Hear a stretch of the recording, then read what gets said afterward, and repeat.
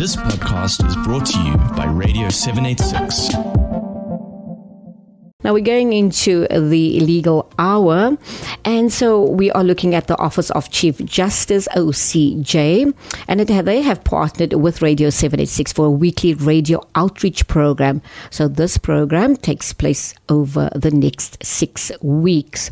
So access to justice is at the core of the OCJ's mandate. As such, it is the organization's duty to ensure that members of the public are aware of the services afforded to them at the superior courts. So public awareness around court processes remains a vital element in ensuring access to justice and the understanding of the role of the superior courts. And so we continue with our series. I think we started 2 weeks ago, and so today we're going to be looking at fraudulent court orders, and that of course with Nicola Hanekom. She is the acting Chief Registrar. A hearty welcome and good afternoon to you, Nicola. Thanks for having us. Fantastic. Well, I say me today, it's just me. Because the past 2 weeks, I think you've had your partner with you. You had Debbie with you, right?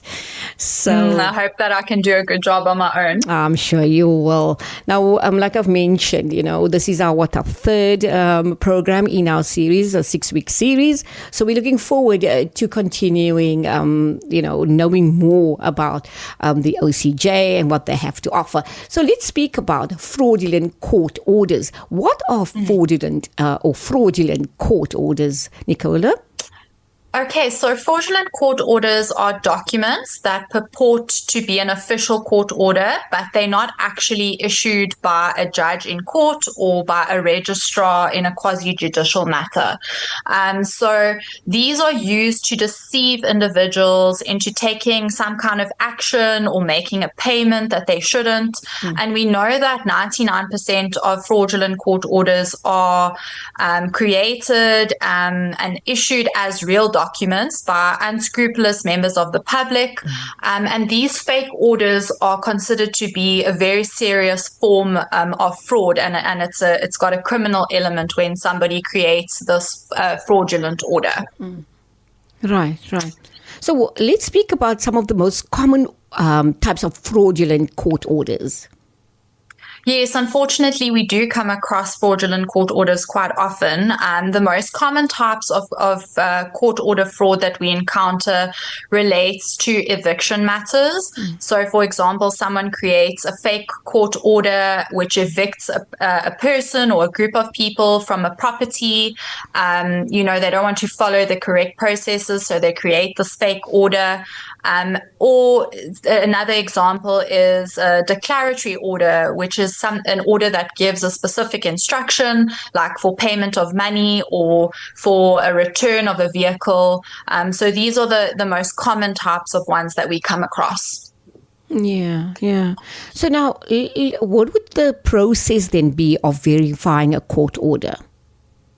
Okay, so if you get put into possession of an order that you think may be fraudulent, there's a few factors that you're going to be looking out for as a member of the public, and that's someone that's not normally dealing with these types of documents. A court order should always contain this information. It should have the name of the court, and that's usually at the very top of the page, the court where the order was granted. It should have a case number, and that's usually in the top right of the page. It should have the name of the judge who granted the order if it's not an order that was granted by a registrar. It should have the place, the suburb or the city where the order was granted. The High Court's orders will say at Cape Town, for example, in the Western Cape. The lower court's orders will say, the Wynberg Magistrates Court or whatever the case may be. So there should always be a place mentioned on the order. There should always be a date, the date on which the order was granted. And there should always be the parties that are involved in the matter. So it will either be a plaintiff or an applicant and a defendant or a respondent that are clearly cited. And then you should also be looking for an official court stamp from the same court and a signature at normally at the end of the document. So those are sort of the key factors that you're going to be looking for as a member of the public when you're trying to identify whether an order is fraudulent or not. You mentioned, you mentioned the official court stamp, Nicola, and a signature. So the signature, whose signature should be on that court order? So it depends on the type of order that it is. If it's an order that was granted by a judge, in the case of high court orders, you're going to have more than one signature. You're going to have a signature of the judge. Usually that's in the top right corner. They do what we call endorsement of the order. And then you're also going to have a signature of a registrar. A registrar issues court orders, and their signature would usually be at the end as well as in any place where you see their stamp. Okay. Thank you so much for that. Now, if a person, suspects that an order is fraudulent, how do they go about verifying that order? Okay, so as soon as you suspect that the order is not legitimate, to verify the authenticity of that order, you can consult the registrar's office at the court where the order appears to have been granted. So if the order says, Western Cape High Court, then you can come to our building, and it can be done at the general office with one of the registrars there, or it can be done via email, to that specific court's registrar's office. We will then look at the items that are listed for you previously, and we will determine the validity of that order to make sure that it is a legitimate order or not.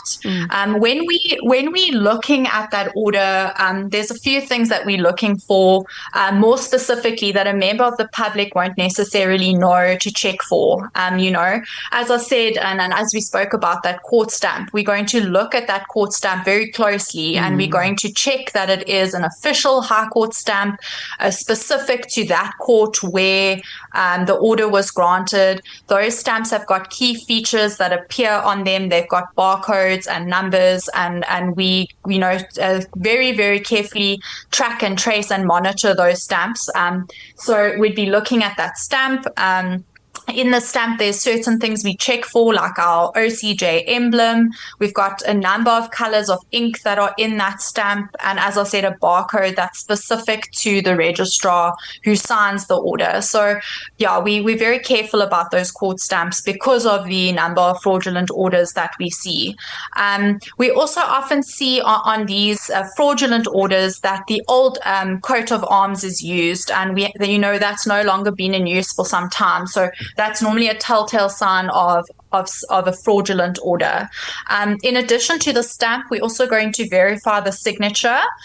So we're going to look at, does that signature correspond with the specimen signatures that we have on file for our different registrars that sign the court orders. As I said in our previous sessions, we at the Western Cape High Court, we've got 8 registrars, so we are all signing court orders, but we keep specimens of those signatures, and so we're able to confirm, does that stamp belong to that registrar, and did that person actually sign that order? And then the last thing that we're looking for, and this is more specific to the high courts, we're looking for compliance of that court order with our practice directives. So in the coming sessions, we'll go a little bit more into detail about our practice directives, and how each different high court has got a set of practice directives. Okay. But generally, all the courts have got their own directives on how a order should look, and specific things that must be included in a court order. So in addition to looking at the stamp and the signatures,